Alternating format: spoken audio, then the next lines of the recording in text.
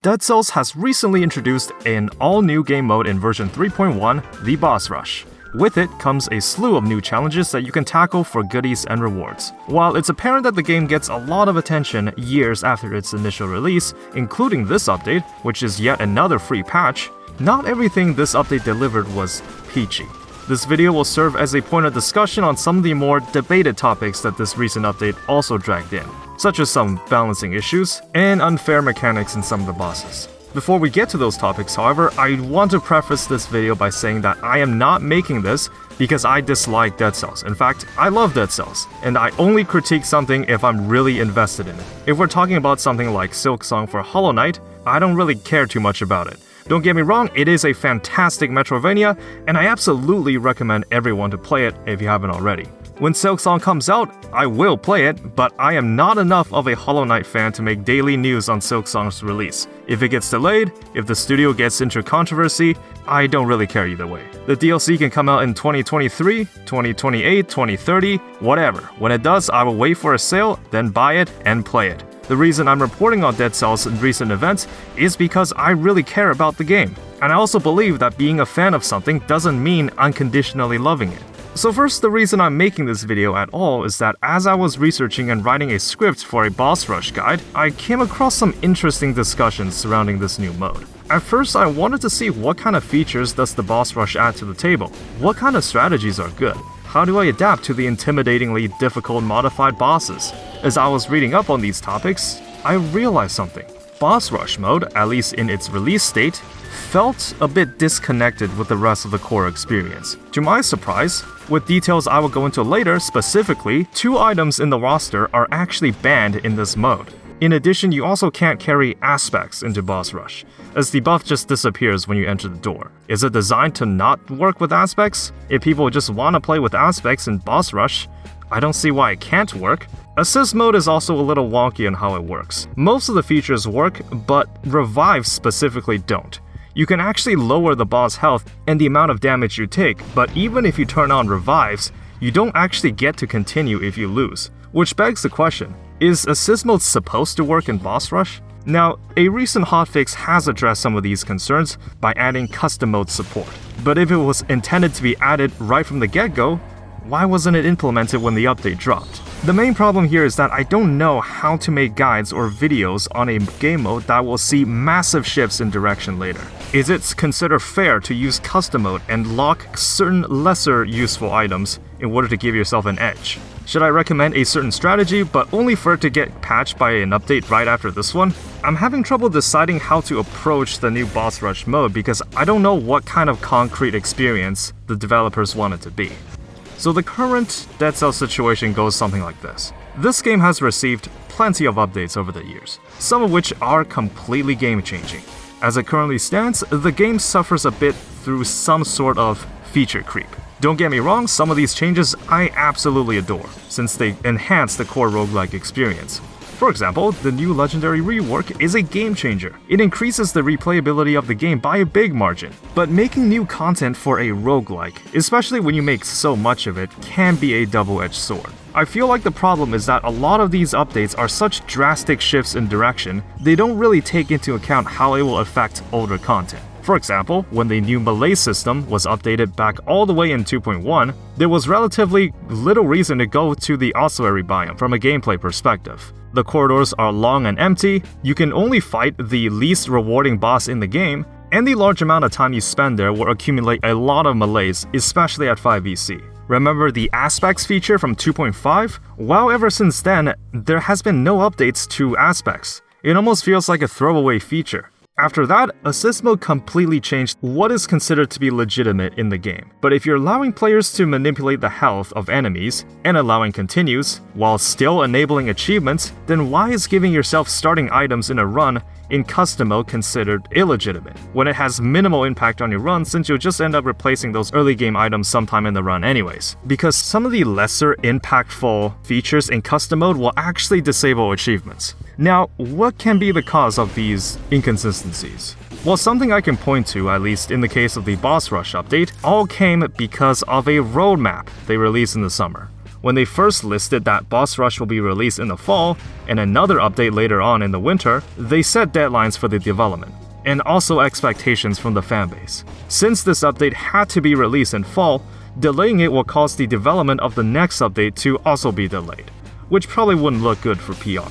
In the current state of Boss Rush, there are quite a number of loopholes as of right now. The impression I'm getting is that they plan to implement something, then fix it later. This way, the developers can say that we technically stayed true to our word, we indeed did release the update on time, it's just not very polished at the moment, but it's there. Now, I can't give or suggest a definite solution to all of these issues because I'm unsure of their priorities. I personally would like to see some of the older content getting enhancements or lore rooms in the shipwreck map. It's been 10 months since the DLC and there's not actually a single lore room in the DLC areas. In the current Boss Rush, there's also some insane expectations for a game mode that seems pretty imbalanced at the moment. There's a new cosmetic if you manage to flawless the entire final challenge of the Boss Rush at 5 BC, which entails fighting 5 enhanced versions of the bosses in a row. Now, I'm genuinely curious, has anyone at the game studio been able to do this? Of course, you could argue that, well, it's theoretically possible. If you keep playing the game, you eventually get it at some point, right? While that's true, we haven't seen anything like this in the game so far. While there aren't flawless challenges for each of the bosses, and bonus outfits if you manage to do it, there's no achievements or cosmetics for no-hitting all of the bosses in a single run. To this day, I think I've only had 2 runs where I have done that. I can even argue that you can prepare better in normal mode because of biome choice. In the end, flawlessing the whole boss rush is a lot more difficult than it looks. And if you actually pulled it off, you are a gaming god.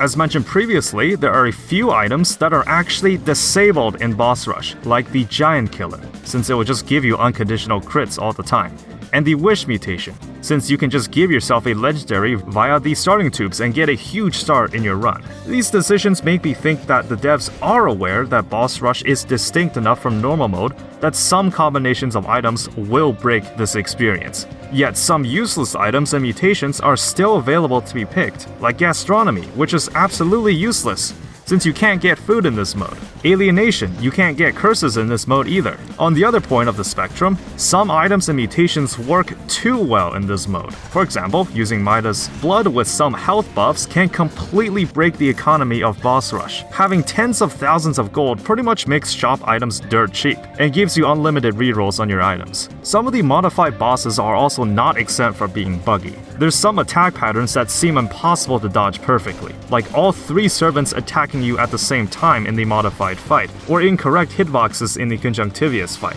No, you're not crazy. When this update dropped, the projectiles in this fight are actually offset to where the sprites take place. You can see that the actual projectiles are the glowing particles here, yet the sprite says the projectile is here instead. Now, this pretty much makes this fight unplayable because taking damage is absolutely not the fault of the player. I'm glad that this was addressed in a recent hotfix, and now you could argue that this bug is pretty easily fixable, but if that's the case, why wasn't it patched when the update was released? You also can't choose which boss to fight in Boss Rush. A big part of what I think makes Dead Cells so special is that there are so many choices in biome selections. If you think that your loadout is not suited for a boss, you can actually just go somewhere else. But you don't have that luxury here, at least not as much. In fact, if you wanted to lock certain bosses out of the pool that the game can't select for you, you can actually disable some of the DLCs that feature additional bosses. For example, if you disable Queen and the Sea DLC, you will actually only be able to fight Hand of the King in the last level, which means there's no RNG there and will arguably give you an advantage. Now, despite all this, you could just easily argue that everything we see in these updates are free. If you don't like what you see, just don't play it. My argument is that just because content updates are free, it doesn't give any developers a free pass for cutting corners and releasing the content in an unpolished state. I would personally love to see some of the enhancements to features introduced in the past, rather than solely focusing on future additions to the game. So at the end of the day, what would I suggest moving forward in the future development of Dead Cells? Well, first of all, I would personally stop releasing roadmaps. Creating deadlines and expectations is just not healthy for a smaller indie company. Unless you are a billion-dollar AAA studio like MiHoYo developing Genshin Impact, you can't expect to pump out ridiculous amounts of quality content in such a short time frame. I would not mind at all if updates were slowed down. I care about the updates taking longer but polished when it's released, rather than faster updates but released in a suboptimal state.